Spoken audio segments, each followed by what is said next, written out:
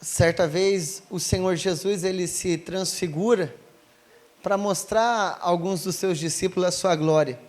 Aí Pedro olha para Jesus e fala assim: bom é estarmos aqui, façamos uma tenda para ti, uma para Moisés e outra para Elias, e não vamos sair mais daqui. Eu confesso que desses 32 anos que eu tenho, eu me emocionei vendo o pastor Walter aqui. Eu lembrei no dia do batismo aqui da colônia. Logo que acabou o batismo, o pastor Walter foi andando na minha frente. Eu não sei explicar o tamanho do poder que desceu naquele lugar. E eu fiquei segurando aquilo ali. Daqui a pouco eu vi que ele começou a glorificar assim na minha frente.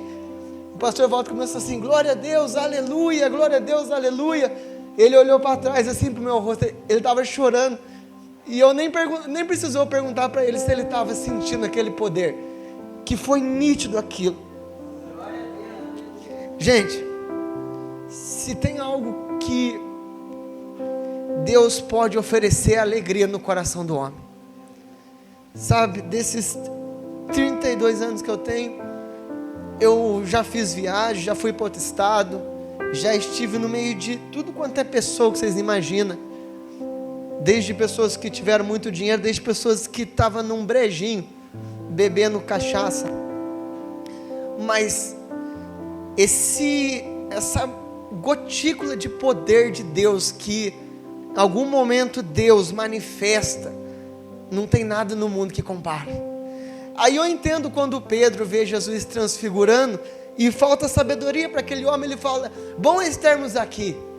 Como uma criança, ele fala assim: façamos uma tenda para ti, fala de Jesus, uma para Moisés e outra para Elias. A Bíblia fala porque não sabia o que dizia. Mas realmente é isso. Se a pessoa entender o que é o estreitamento do relacionamento com Cristo, irmãos, não tem nada desse mundo que preenche isso. Eu li esse livro que a irmã está falando, do avivamento. Eu li um livro que fala uma sequência de avivamento. E teve um que foi feito lá no país de Gales, e outro lá num país, eu não lembro qual agora, que diz que quando terminado esse avivamento, todas aquelas pessoas pegaram os livros, os crucifixos e tudo quanto é tipo de idolatria, e fizeram uma grande fogueira, a grande fogueira de Piazza lá, acho que é na França. Fizeram uma grande fogueira e queimaram tudo. Irmão, sabe o avivamento que a irmã estava falando? Eu compreendo esse avivamento pela misericórdia do Senhor. Esse avivamento é o que muda a pessoa. O relacionamento com Cristo é o que muda a pessoa. E você fala: muda como? É o avivamento que pega um drogado, um viciado, um maconheiro, uma pessoa que cheira cocaína, pega um adúltero, um ladrão, pega um medroso, um tímido, e muda a vida dele, e faz dele ou dela uma pessoa útil para a sociedade, faz dela o sal da terra, a luz do mundo. Não faz dessa pessoa uma pessoa perfeita, mas coloca ela num processo de perfeição, que aquele que começou a boa obra, somente ele é fiel para completá-la até o fim. E quando a gente começa a entender o relacionamento com Deus, o avivamento que Deus pode fazer na nossa vida, tanto que a gente cresce, que depois a gente diminui. E isso é o que é o maravilhoso, que a gente vê que bom é estar apenas aos pés de Jesus. Amsterdã não pode dar o que Jesus pode dar, a França não pode, Las Vegas não pode, lá no Pão de Açúcar no Rio de Janeiro não pode. Mas um culto, aquele culto, aquela presença, aquele avivamento que vem de dentro, meu irmão, isso pode mudar a vida do homem. Abra a palavra, por favor, lá em Efésios capítulo 5, o versículo de número 9. Efésios 5, o versículo de número 9. Lá no finalzinho da sua Bíblia, 2 Coríntios, Gálatas, Efésios, capítulo 5, versículo 9.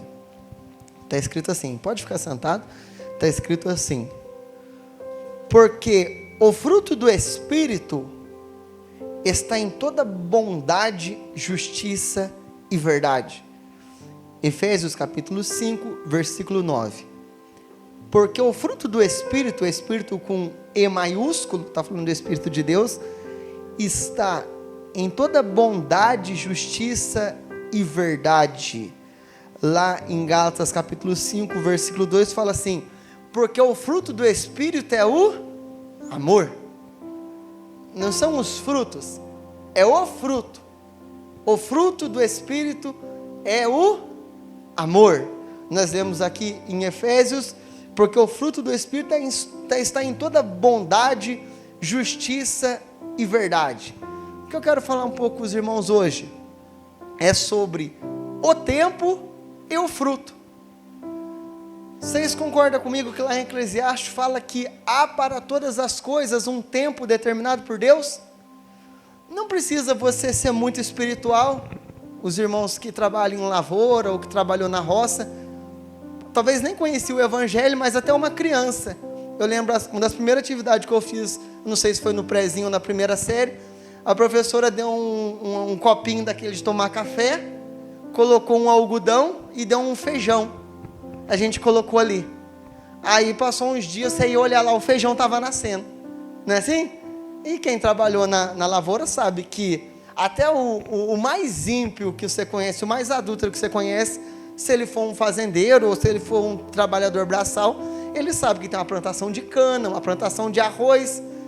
Você vê que o homem do mundo, ele pode não ser da igreja, ele pode nem crer em Deus, mas você pode ter certeza que se ele for um fazendeiro rico, ele coloca lá um monte de gente para trabalhar para ele, para plantar cana para ele, não é assim? Aqui na colônia do Piauí tem muito isso, que a gente tem um arrozal, tem canavial. Por quê? Porque ele não precisa ter fé para saber que se ele plantar, ele vai colher. É a lei natural da vida. Então, o que eu quero falar com vocês sobre o tempo e o fruto é duas coisas que caminham junto. O tempo, alguém consegue segurar aquele relógio ali? Você pode até tirar a pilha dele, ele para, mas o relógio do pastor Walter continua funcionando, o relógio de Brasília continua funcionando. Por quê? Porque o tempo não para. Concorda comigo?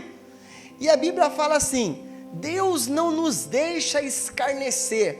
Tudo aquilo que o homem plantar, ele vai colher. Não é assim? No mundo natural, nem no mundo natural é assim, ó. Se a pessoa não plantar nada, eu tenho um terreno lá onde eu moro lá, eu não planto nada lá, nunca plantei nada, nunca joguei uma semente de nada naquele terreno. E 2, 3 vezes, cada 2, 3 meses, eu tenho que chamar alguém para cortar aquele mato lá. Eu nunca plantei aquele mato lá. Tem que, não é assim? No mundo espiritual não é diferente. Esses dias eu ouvi um padre falando assim, e eu achei interessante. Ele falou assim: olha, se você não estiver se esforçando para ir para o céu, pode ficar sossegado, que para o inferno você está se garantindo. A mulher perdeu o sorriso, tinha a mulher sorrindo, a hora que ela ouviu, ela perdeu o sorriso na hora. E eu falei, ele estava falando a verdade, ele não está mentindo. Tem uma história que é bem famosa, eu ouvi quando a gente era lá da igreja da Videira, nós era adolescente ainda, eu, Apoliano e Eduardo. O pastor contava assim que, essa história é bem velha, que diz que tinha um homem caminhando assim no muro, aí diz que ele olhava assim para o lado do céu, aí os anjos falavam assim: vem para cá, rapaz, pula aqui. Aí diz que ele olhava para o lado do inferno, o diabo lá uma hora jogando baralho, outra hora dava uma espetada num lá, mas não falava nada com ele. Aí ele olhava para o céu de novo, o pessoal, vem para cá, rapaz. Ele olhava para o inferno, o diabo lá, na vida dele lá. Ele falou: peraí. Olhou para o anjo e falou: anjo, até posso ir aí, mas responde uma coisa, para o lado de lá ninguém convida. O anjo falou assim: olha, o muro já é do lado de lá. Vocês estão entendendo? Aquele que não toma decisão, do lado de lá. Às vezes, nós que somos quem é pastor, quem é dirigente da igreja, nós temos umas coisas assim que fica difícil para nós. Por quê? Às vezes tem casal na igreja que não é casado e não toma uma atitude, e às vezes eles são bons, eles ajudam, eles são dizimistas, e para nós que é pastor e dirigente de igreja, é mais viável a gente ficar quieto, né? Já são bênçãos, já ajuda, mas não, a gente tem que ir ali. Meu irmão, e aí, você já pensou em casar? Então a gente está esperando aí, Deus sabe. O que a gente tem que falar? Pera aí, meu irmão, mas o meio já é do lado dele. O que eu estou querendo dizer para vocês? Do tempo e da colheita, ninguém escapa. Do tempo e da colheita, ninguém escapa. Você vê as pessoas que trabalham, pela misericórdia de Deus, algumas alcançaram a aposentadoria. Por quê? Porque trabalharam, porque contribuíram. Outras não, por quê? Talvez nunca contribuíram, até trabalharam, mas não contribuíram, e o tempo passou, não é assim? O fruto nasceu. Se fosse assim, quem planta colhe, quem não planta não colhe, talvez seria menos ruim. Mas a vida é assim, quem planta colhe, e quem não planta colhe também o quê? Coisa ruim. É assim, irmãos. Quem planta colhe coisa boa, quem planta coisa ruim colhe coisa ruim, e quem não planta nada colhe coisa ruim. Vocês estão entendendo? Vamos dizer que na escola tem lá quando a gente estudava, tinha aqueles que eram esforçados, passava de ano, tinha aqueles que era bagunceiro, repetia de ano, e tinha aqueles que não era bagunceiro, era quietinho, mas não fazia nada. O que acontece? Repete de ano também. O que importa é o resultado final. A vida espiritual é a mesma coisa. A vida espiritual é a mesma coisa. Nós devemos plantar para colher. Junto com isso, há o tempo. Muitas pessoas pensam assim: amanhã eu começo a evangelizar. Amanhã eu largo mão desse vício que eu tenho. Amanhã eu largo mão da bebida, eu largo mão do cigarro. Amanhã eu largo mão desse contato que eu tenho com uma pessoa ilícita. Amanhã eu pego firme na igreja. A palavra de Deus diz assim: se hoje ouvires a voz do Senhor teu Deus, não endureçais o vosso coração. É hoje o tempo. Até o mundano, até o artista mais mundano que não conhece Deus, que não tem nada a ver com esse evangelho, não conhece Bíblia, você pega uma música antiga aí, tem uma música que fala assim: é preciso amar as pessoas como se não houvesse amanhã. Se for para pensar, na verdade não há. Se o homem do mundo canta isso, o que diremos nós, que conhecemos o Rei dos Reis, o Senhor dos Senhores, que estamos ouvindo a palavra da vida, que temos o Espírito Santo, que nos convence do pecado, da justiça e do juízo? Somos nós que temos que lançar e falar para o Senhor: Senhor, eis-me aqui, envia-me a mim, usa a minha vida para mudar essa nação, usa a minha vida, eu quero ser o sal da terra, eu quero ser a luz do mundo. Eu não aceito mais ser mais ou menos, eu não aceito olhar para o relógio e ver as horas passando e só crescer no mato na minha vida espiritual, mas eu quero ir e fazer a diferença. A palavra de Deus diz assim: meu povo fez duas maldades. Olhando para o cenário da igreja brasileira, você vê essa palavra cumprindo hoje. O meu povo fez duas maldades. A primeira: a mim me deixaram o manancial de água viva. E a segunda: e cavaram para si cisternas, cisterna rota, que não retém as águas. O que é isso? O que é isso? A igreja hoje, ela tem a capacidade de influenciar a nação. Um avivamento como esse que a irmã Elza falou, se você pegar lá a história dos avivamentos, teve avivamento que mexeu com a economia de um país. Você sabe o que é isso? Você sabe um avivamento que o governo começa a olhar lá e falar assim: ué, parece que as dívidas estão sendo pagas, parece que o número de homicídio caiu, parece que as cadeias estão sendo esvaziadas. Esse é um avivamento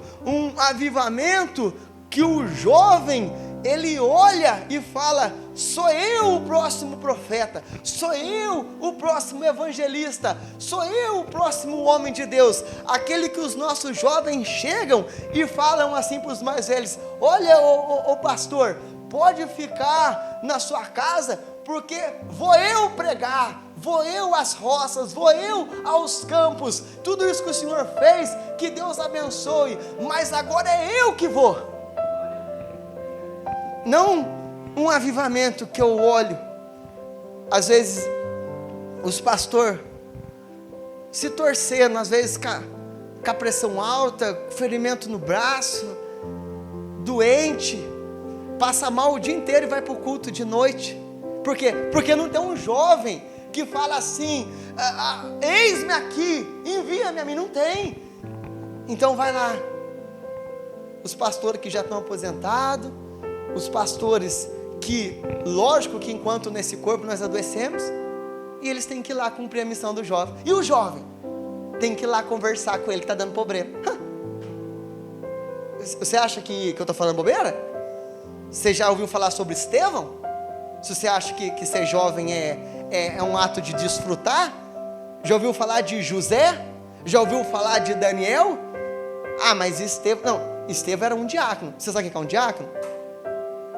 O diácono é aquele que acho que foi Pedro que falou assim: olha, não convém que nós que pregamos tenhamos que servir à mesa, então vamos consagrar uns diáconos, obreiros. Esse era um diácono.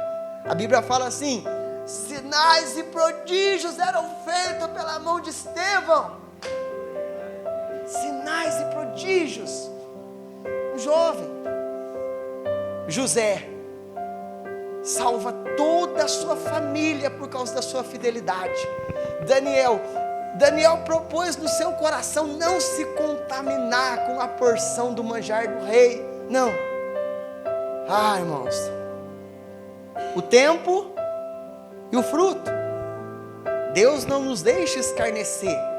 Tudo aquilo que o homem plantar, vai colher. Ele vai colher. O que estamos nós plantando hoje? O que você está plantando? Esse dia eu falei lá na igreja lá. Tudo que o diabo quer é sua atenção, todo momento. Tudo que o diabo quer é sua atenção em todos os momentos. E nessa nós vamos perdendo atenção, perdendo foco, não sabemos como nos comportar, e o tempo vai passando. Eu lembro de uma vez, eu conto esse testemunho a maioria das vezes. Eu fui orar no monte com meu líder de obreiro, eu era diácono ainda. Ele falou assim: Mateus, vamos fazer uma campanha no monte? Eu falei: vamos. O pastor nosso não quis fazer junto com nós, e nós fomos, quando nós era jovem. Era jovem não, já tinha minha filha, até a Lívia acho que eu já tinha. E nós fomos, subimos aquele monte, foi uma semana. Teve um dia que só deu eu e ele, porque o pastor não ia, e geralmente a igreja gosta de seguir o pastor, e não tem nada de errado com isso. Foi eu e ele, era meu líder. E eu lembro quando eu estava ali, eu e ele orando, e a gente estava naquele morro ali atrás da igreja de Frei Galvão, eu olhei para baixo, vi um Santana, aquele carro Santana, 2.0, freou lá embaixo, abriu as 4 portas, e subiu 4 homens para cima daquele morro. Eu nascido e criado nesse Jardim no Vale, logo eu deduzi, que a gente estava orando ali, no mínimo sapateando em cima da droga deles, que estava enterrada ali, porque ali era o lugar deles guardar droga. Depois que eu me lembrei disso, eu falei: Rodrigo, é o seguinte, esses caras estão subindo aqui, para não ter nada, eles estão armados, e o pior não é isso, o pior é que eles estão vindo da claridade para o escuro, e quem está na claridade, quando entra no escuro, não vê nada. Quem já está no escuro, o olho meio que acostuma. O que vai acontecer? Eles vão tomar um susto se eles se bater com a gente aqui. Então eu vou descer na frente e vou avisá-los que eu estou aqui. Fico orando. E desci de encontro com eles. A hora que eu desci, eu falei o nome de um deles que eu conheci, inclusive ele estava foragido. Falei: fulano, sou eu aqui, o Mateus. Ele olhou para todo lado e falou: quem está falando? Quem está falando? Falei: é o Mateus aqui, lá do Jardim do Vale 2. Ele ficou procurando, aí ele me viu e veio de encontro. Quando ele veio, ele meio que colocou o rosto dele praticamente junto com o meu. Ele falou assim: eu não estou lembrando que Mateus é você. Eu falei: o Mateus lá de Arno Vale 2. Ele olhou assim: ah, Mateus, é você que está aí? Deu um abraço. Falou: o que você está fazendo aqui? Eu falei: eu estou orando. Agora eu sou cristão, eu sou crente, eu sou obreiro de igreja. Eu larguei aquela vida e hoje eu estou servindo a Deus. Ele falou: que bom que você está fazendo isso, porque eu estou foragido da polícia, tem uns negócios meus enterrados aqui, e eu vou pegar e vou levar lá para baixo. Só que eu peço uma coisa: foi bom você estar aqui hoje, ora por mim. Eu falei: eu oro. Ele falou assim: Mateus, eu estou descendo, vou fazer uma correria aí, daqui a pouco eu subo. E foi o que ele fez. Ele desceu, nós continuamos orando, ele subiu de novo, mas quando ele subiu a gente já estava indo embora, a gente se cruzou na descida. Aí a hora que ele subiu de novo, me identifiquei, ele já sabia que eu estava lá. Ele falou assim: Mateus, você está indo? Eu falei: sim. Ele falou, deu um abraço em mim e falou assim: olha, vai, mas não se esqueça de mim, que eu vou estar aqui. Eu estou foragido, e eu não sei o que vai ser, eu estou aqui. Eu peguei e falei: tá bom, e continuei descendo. A hora que eu estava quase chegando na rua, ele falou: Mateus, olhei de novo, falei: pode falar. Ele falou assim: não esquece de mim aqui não, cara. Eu falei: tá bom, eu não vou esquecer. E eu fui embora. No outro dia cedo, eu estava trabalhando na base, fui tomar café, estava conversando com um amigo meu, conhecido meu. Falei: ô Juninho, eu vi tal fulano ontem, lá em cima lá. Ele falou assim: nossa, Mateus, ele está foragido, cara, ele está numa guerra aí e tal. E tinha um homem tomando café assim do lado do Juninho. Esse homem entrou num mistério, falar em língua, começou a falar em língua, e apontou o dedo assim em mim e falou assim: olha, eu vou falar uma coisa para você, não deixa essa alma escorrer pelo vão do seu dedo, não deixa essa alma escapar, porque essa alma é uma alma preciosa para mim. Eu não consegui nem terminar de comer, aquele homem voltou a comer, o menino do meu lado não entendeu nada, e eu fui. Sabe o que eu tinha que fazer? Eu estava dentro da base, reformando um dos prédios mais caros que tinha lá, numa posição de liderança. Eu estava achando que aquilo ali tinha algum valor. Eu achava bonito quando a gente entrava naquele prédio e todo dia tinha uma reunião com o alto escalão da base, a gente decidiu o que seria feito, e eu voltava lá e todos os nomes dos encarregados eram chamados no rádio. Eu achava que aquilo tinha algum valor. E o que você acha que aconteceu com a minha cabeça? Eu tinha uma obra para entregar, eu estava mexendo na parte do agro da base.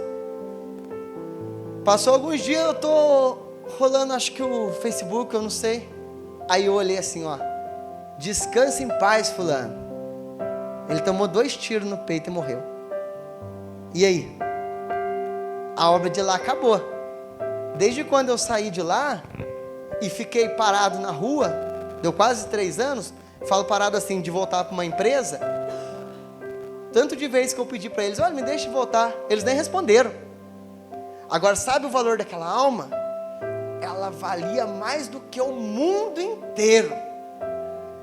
O que tem a ver isso com a palavra? O tempo passou e aquela alma foi à sepultura. E o fruto, a palavra de Deus fala assim, que Deus vai requerer da nossa mão. E quando Deus falar assim: olha, Mateus, cadê a vida daquele homem? Um dia eu confiei, eu te coloquei naquele monte, e um dia eu te mandei você voltar lá. Eu vou falar assim: Senhor, eu estava tendo que cuidar da minha família, tinha 2 filhas pequenas. Aí, se o Senhor me responde assim: mas você não leu tantas vezes? Buscai primeiro o reino de Deus e a sua justiça, e todas as outras coisas seriam acrescentadas. E agora aquela alma, vocês estão entendendo, irmãos? O tempo passa e o Senhor vai requerer da nossa mão.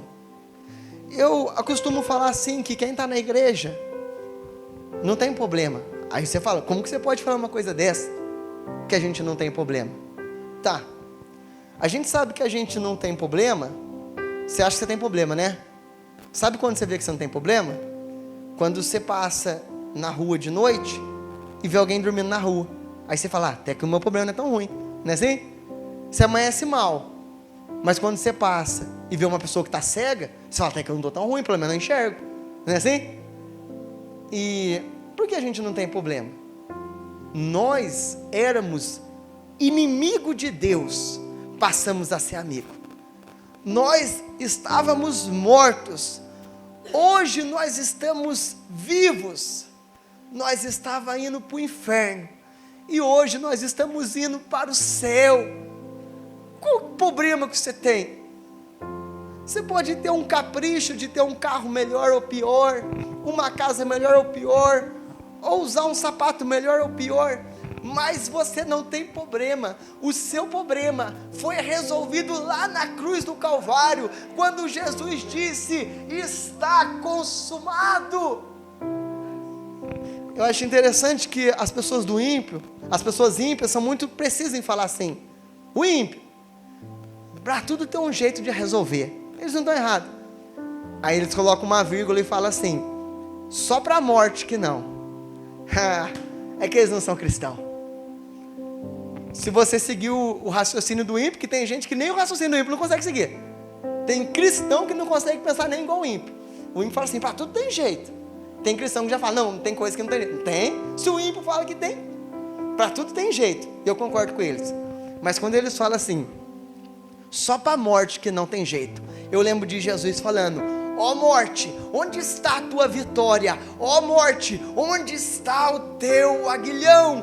Jesus Cristo venceu a morte, ressuscitou e está vivo, e Ele nos prometeu vida, e vida com abundância.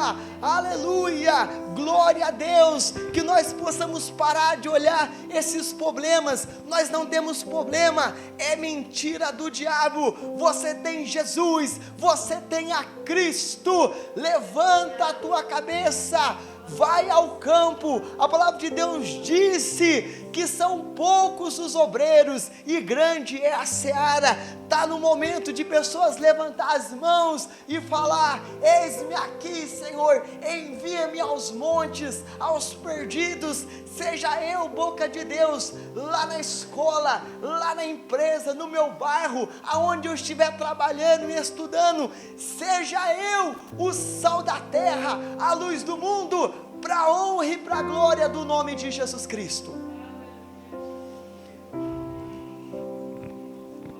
Abre a palavra de Deus lá no finalzinho, 1 Coríntios.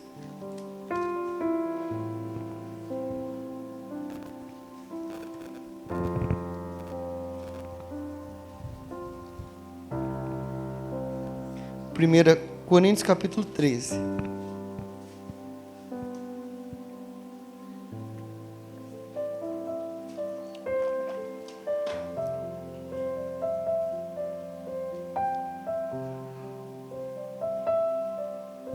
Versículo 10.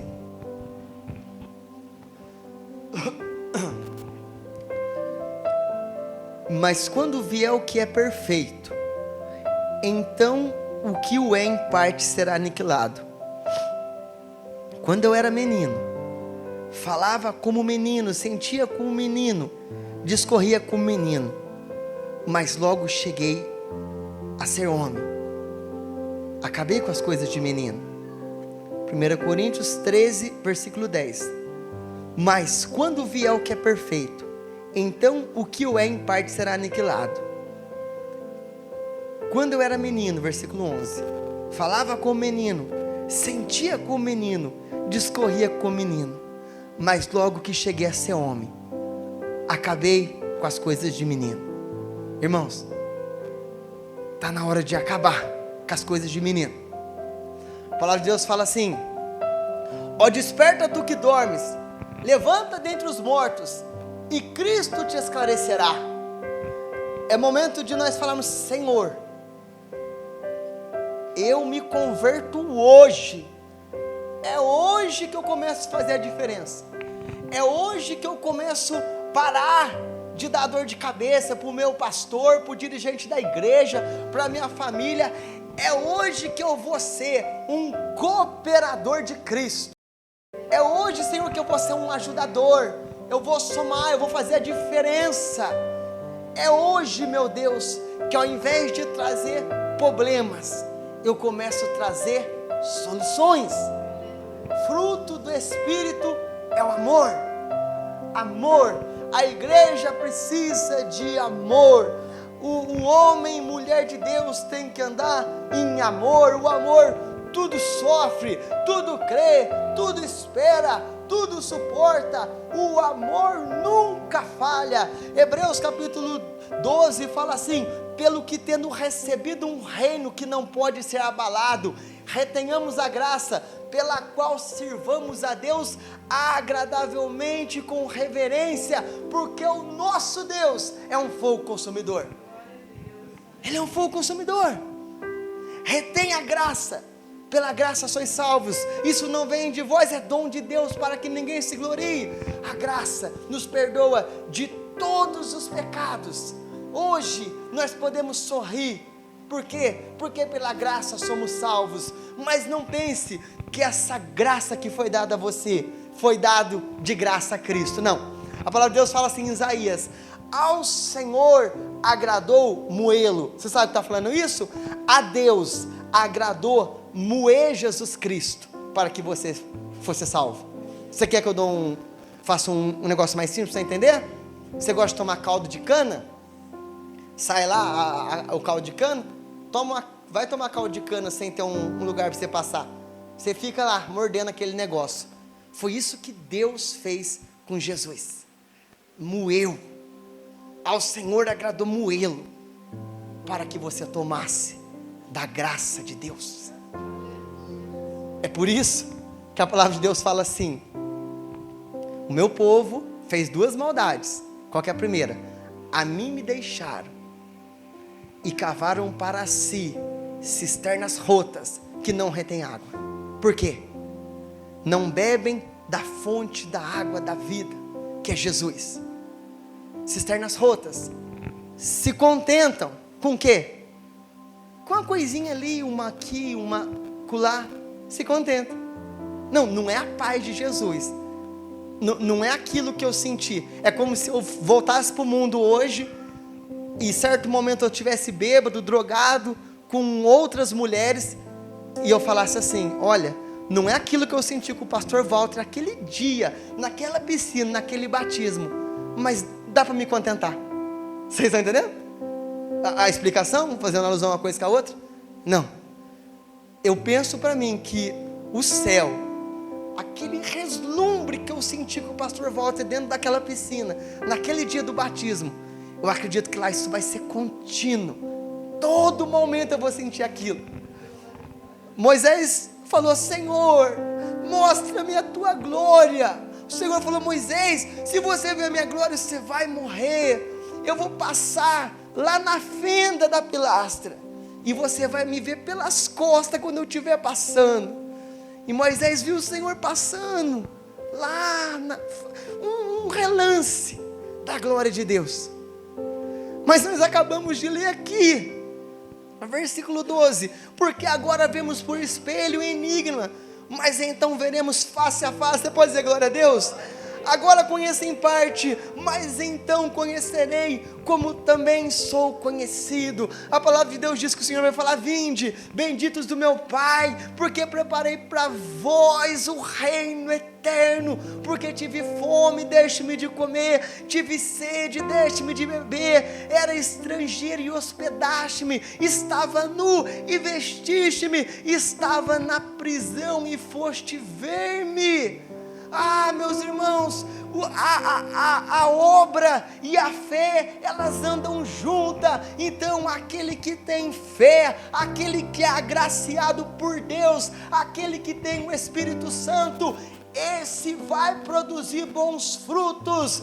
O amor é de Deus, o tempo é de Deus, mas o fruto depende de nós lançar e colher e apresentar ao sumo sacerdote aquilo que nós fizemos nessa terra.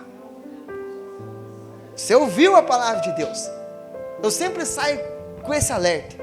Se eu falei alguma mentira para vocês, eu saio daqui com um grande problema hoje.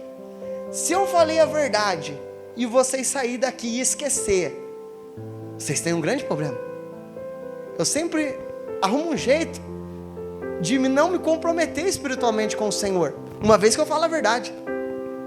Então, uma vez que eu preguei para vocês, a responsabilidade é sua. Um dia será cobrado.